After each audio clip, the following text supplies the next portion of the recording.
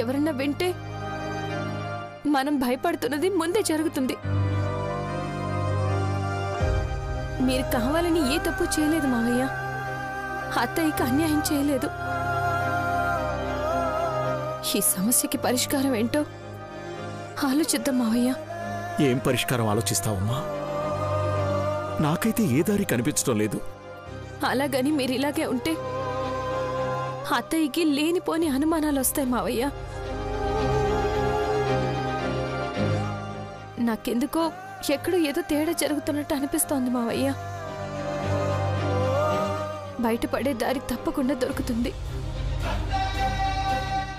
మీరు ధైర్యంగా ఉండండి చాలు. వెళ్ళండి.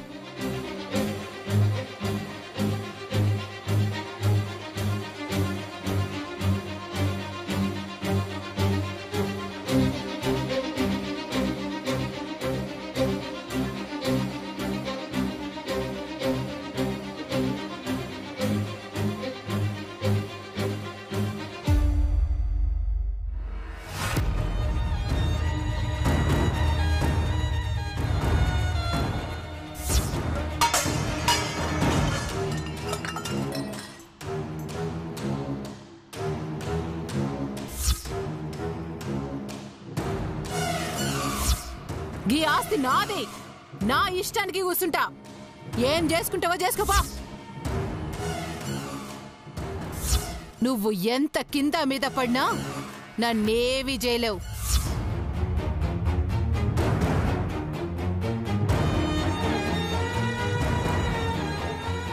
అసలు ఎవరు వాళ్ళు? అంత ధైర్యంగా మా సైట్లోకి ఎలా వచ్చారు? ఆ డాక్యుమెంట్స్ వాళ్ళకెలా దొరికాయి?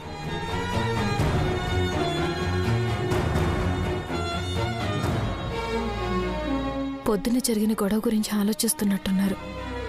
పోనీ మధుగారికి జరిగింది చెప్పేస్తే అర్థం చేసుకుని ఎవరికి చెప్పకుండా ఉంటారు కదా.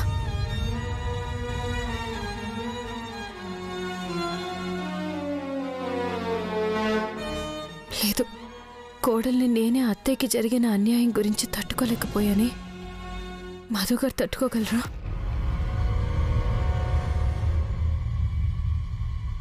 కానీ ఎప్పటికైనా తెలియాల్సిన విషయమే కదా. అత్తయ్యకి తెలిసినప్పుడే తెలిసి అందరూ ఒకేసారి టెన్షన్ పడి లేనిపోని సమస్యలకి దారి తీయడం కంటే ముందే మధుగారికి చెప్పి కాస్త మెంటల్గా ప్రిపేర్ చేస్తే బాగుంటుంది కదా. ఈ విషయాన్ని ఎలా మేనేజ్ చేయాలో ఆయన సహకారం కూడా ఉంటుంది. ఇప్పుడు చెప్పేయడమే మంచిది.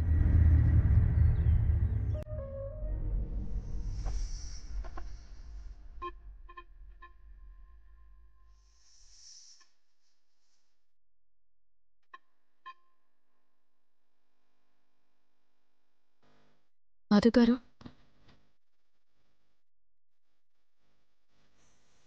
ఏమైంది అలా ఉన్నారు? ఏమైందా? పొద్దున జరిగిన గొడవ ఇంకా కళ్ళ ముందు మెదులుతూనే ఉంది మృదుల. ఇంత పేరు పలుకుబడి ఉన్న మన విషయంలోనే ఇలా జరిగిందంటే నేను నమ్మలేకపోతున్నాను. ఎవరైనా కావాలని చేస్తున్నారా, లేక పొరపాటున జరిగిందా? అసలు ఏం జరుగుతుందో ఏంటో అసలు నాకేం అర్థం కావడం లేదు.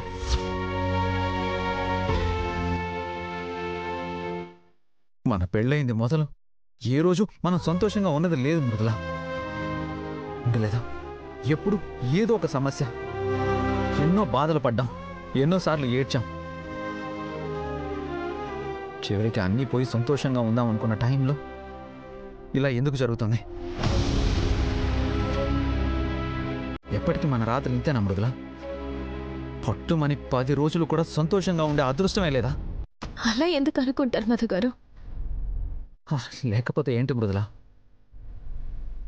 అమ్మ ఎప్పుడూ ఎంతో ఇష్టంతో కొనుక్కున్న సైట్ అది. అక్కడ ఏమన్నా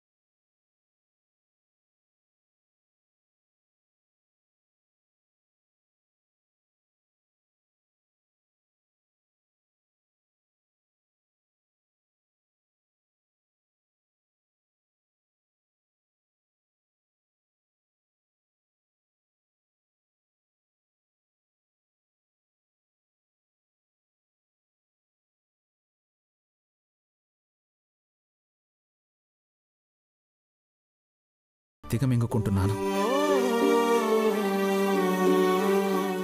అసలు మీ అత్తా కోడళ్ళ అన్యోన్యత చూసి ఎంత ముచ్చటేస్తుందో తెలుసా? ఎవరిదో దిష్టి పడినట్టు, ఎవరో ఇదంతా చూసి తట్టుకోలేక చేస్తున్నట్టు అసలు ఎలా జరుగుతుందో చూడు. అలాంటి విషయంలోనే ఇంత బాధపడుతున్నారంటే మా అత్త కోడళ్ళ అనుబంధం గురించి ఇంతలా ఆలోచిస్తుంటే ఇక అత్తయ్యకి జరిగిన అన్యాయం గురించి తెలిస్తే ఈయన తట్టుకోగలరా?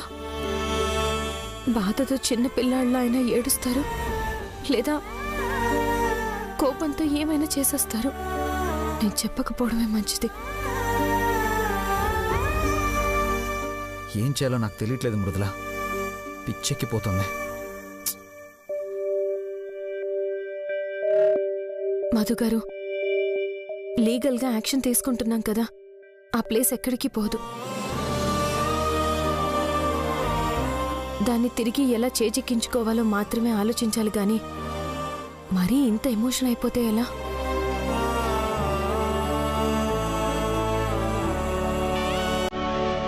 అయినా నాకు అత్తయ్య మనసులో చోటు దక్కింది, అది చాలు. అంతకు మించి ఈ ఫ్యాక్టరీలు, కంపెనీలు ఏమీ అక్కర్లేదు. వాటిని ఏ రోజు కూడా నేను ఆశించలేదు. జరిగిన దానికి మనమే బాధపడి ఏడుస్తూ కూర్చుంటే ఇక అత్తయ్య పరిస్థితి ఏంటి చెప్పండి? ఇప్పుడు మనం ఆలోచించాల్సిందే ఆ ఆస్తి గురించి కాదు, అత్తయ్య గురించి. ధైర్యంగా ఉండండి ప్లీజ్.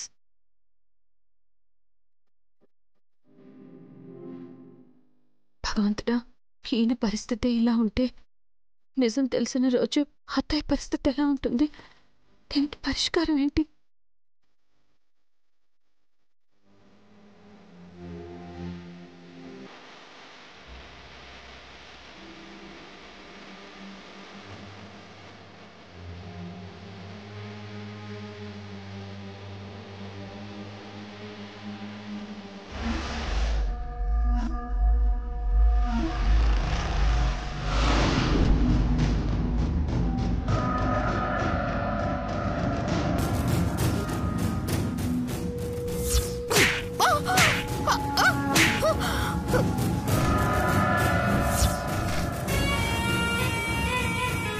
నీకు జీవితం మీద ఏమాత్రం ఆశ ఉన్నా చేసిన తప్పు తెలుసుకొని మర్యాదగా తప్పుకో.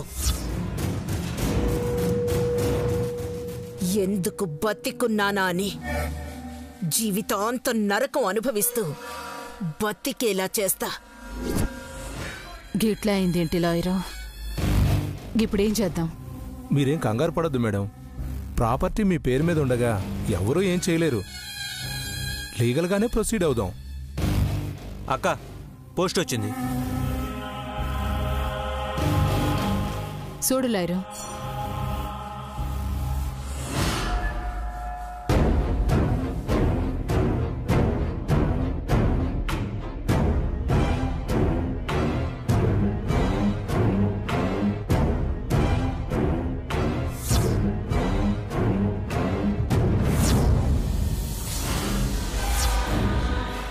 ఏంది లాయరు?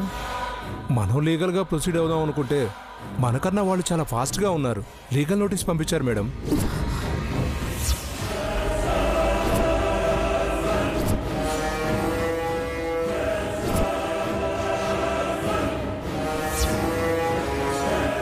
వాళ్ళకంటే ముందు మనం ఎందుకు పంపించలేదు?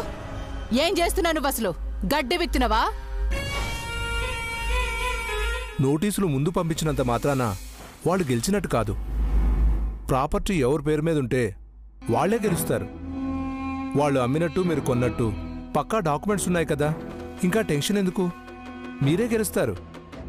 ప్రాపర్టీ మీదే. ఇదంతా నేను చూసుకుంటాను. నేను వెళ్ళి కౌంటర్ నోటీస్ పంపిస్తాను. మీరు ప్రశాంతంగా ఉండండి మేడం.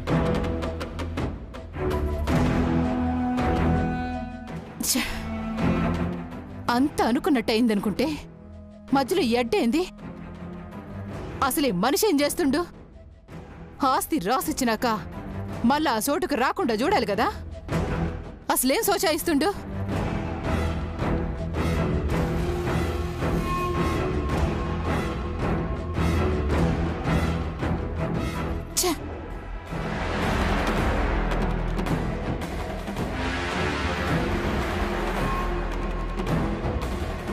ఫోన్ కూడా కలవట్లా. యాడికి పోయింటాడు? ఎవరక్కా? పెద్దాయనేనా? అవునే. గీడ లేడు కదా. లేడా? యాడికి పోయిండు? దొరకకూడదని ఏదైనా సిగ్నల్ లేని చోటుకెళ్ళి దాక్కుండా. ఎవరిదో పెండ్లి రోజట. ఫ్యామిలీ అంతా ఏదో పల్లెటూరుకు పోయిండ్రు. ఈడ పరిస్థితి గిట్లుంటే గట్లెట్లా పోతాడే? అంటే మనవేవైపోయినా పర్వాలేదన్నమాట. ఆడ పెళ్లిళ్ళు, పండుగలు, దినాలు ఇవే ముఖ్యమైపోయినాయి కదా.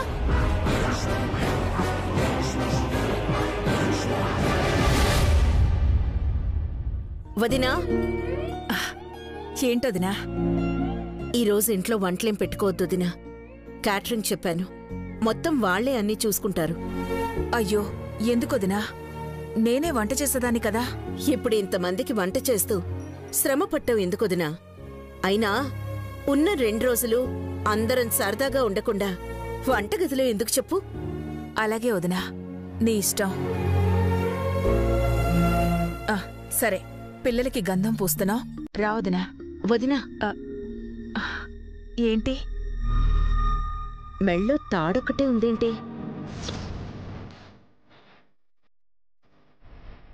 నగలేం వేసుకోలేదు, చేతి గాజులు కూడా వేసుకోలేదు. అన్నీ పాతపడిపోయాయి వదినా. గాజులు కూడా కొంచెం వంకర్లు పోయాయి, మార్చడానికి ఇచ్చాను. అందుకని బోసిమెడతో ఉంటావా? ఇంట్లో ఉండేదాన్ని, నాకెందుకొదినా? అలా అంటే వింటొదినా. నువ్వెప్పుడూ నిండుగా ఉంటేనే ఈ ఇంటికి అందం, మా అందరికీ ఆనందం.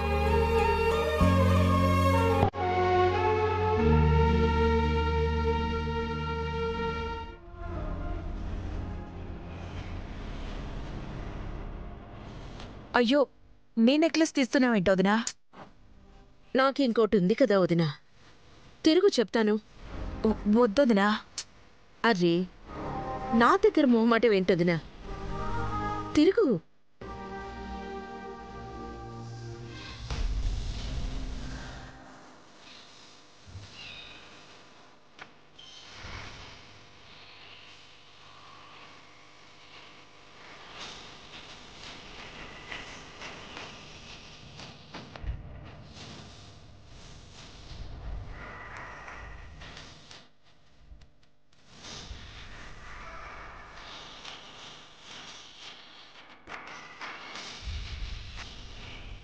చక్కగా ఉందదినా.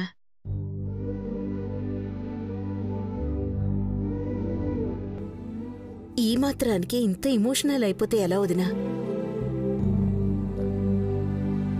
మృదుల కూడా ఇంతే.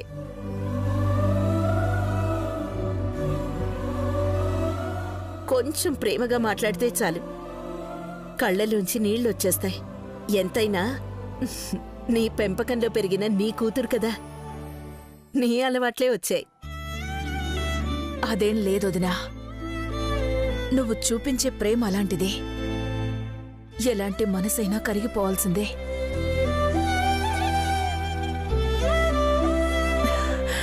రా, వెళ్దాం.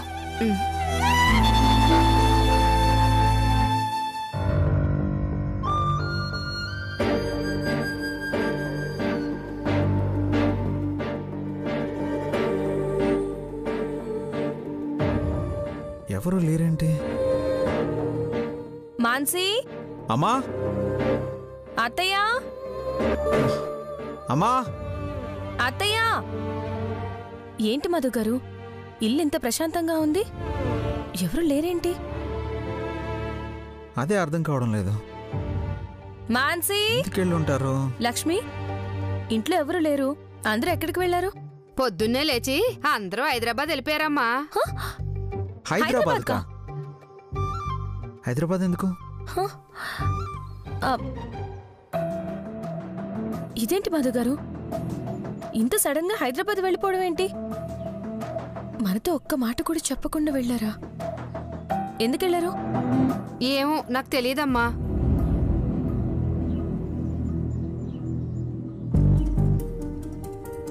ఇంత సడన్ గా మళ్ళీ ఎందుకు తిరిగి వెళ్ళిపోయారు? అదే నాకు అర్థం కావట్లేదు మధు గారు. ఒకవేళ అంత అర్జెంట్ పని ఏదైనా ఉన్నా మనకి చెప్పే వెళ్తారు కదా. అయినా మనల్ని వదిలేసి ఎందుకు వెళ్తారు?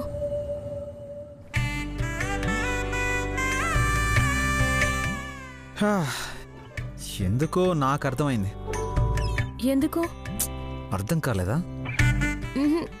లేదు, చెప్పండి.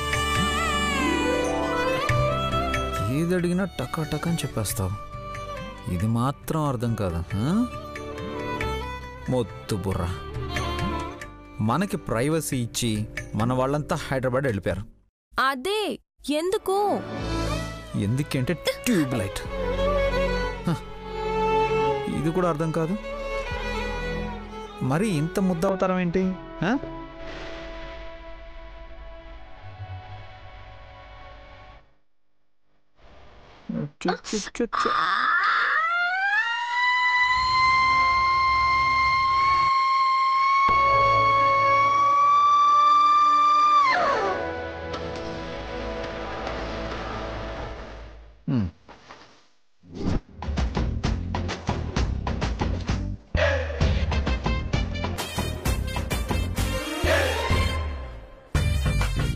మనల్ని వదిలేసి అలా ఎలా వెళ్ళిపోతారు?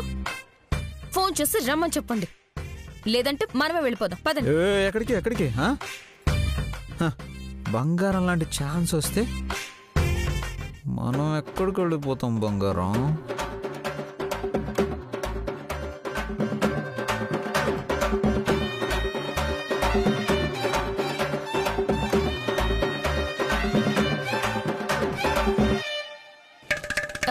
అది అందరూ లేకుండా ఎలా మధు గారు? మ్యారేజ్ డే మన ఇద్దరమే సెలబ్రేట్ చేసుకుంటామా? సెలబ్రేషన్స్ ఏముంది, తిరిగి వెళ్ళాక ఏ 5 స్టార్ హోటల్లోనో సెలబ్రేట్ చేసుకోవచ్చు. కానీ ఇంత మంచి ఛాన్స్ మనకు మళ్ళీ రమ్మన్న రాదు. ఏంటి మీ అల్లరి? పెళ్లి రోజుని పెళ్లి రోజు కాకుండా ఎప్పుడో చేసుకుంటే ఏంటి సరదా? అందరూ ఉంటేనే బాగుంటుంది.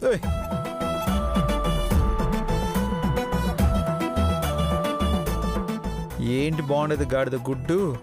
అయినా అందరూ అంటే ఎవరు? ఆ తొట్టి గ్యాంగే కదా. తొట్టి గ్యాంగా?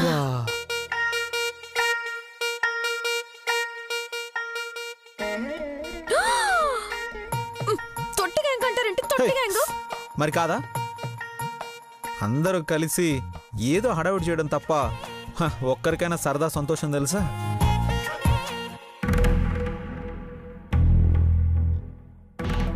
మా మామయ్య చూడు, ఒకప్పుడు శోభన్ బాబులా ఉండేవాడు. అమ్మాయిలందరూ ఫాలో అయ్యేవాళ్ళంట.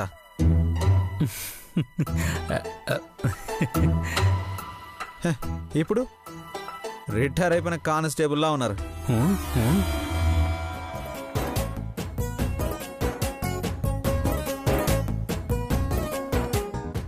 మా నాన్న ఎందుకంటారు? మా నాన్ననేమి అనొద్దు.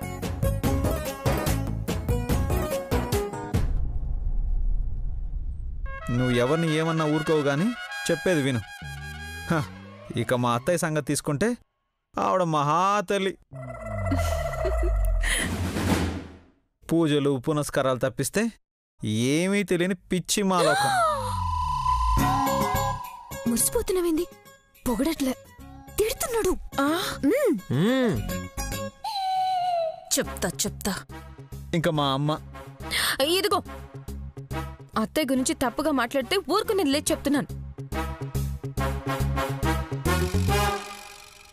నిన్న మొన్నటి వరకు ఇద్దరికి మాటలేవు. ఇప్పుడు ఒకరిని ఒక మాట అంటే ఇంకొకరు పడరు. అయినా మా అమ్మ గురించి చెప్పుకోవడానికి ఏం లేదు.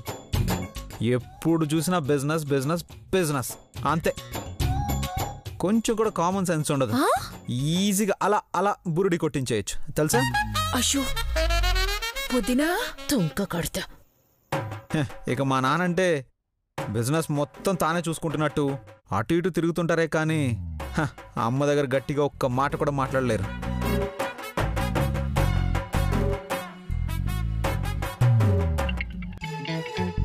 ఇక అసలైన తొట్టి gang Manasi, Gaurav. Waste fellows, tasteless fellows. Wasteless fellows.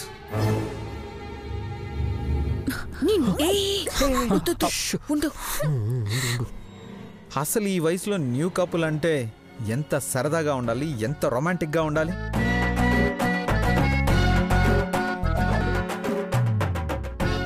కానీ ఇద్దరు వేస్టే. అదేమో వాడితో సరిగ్గా ఉండదు, వాడికేమో దాన్ని హ్యాండిల్ చేయడమే చేత కాదు.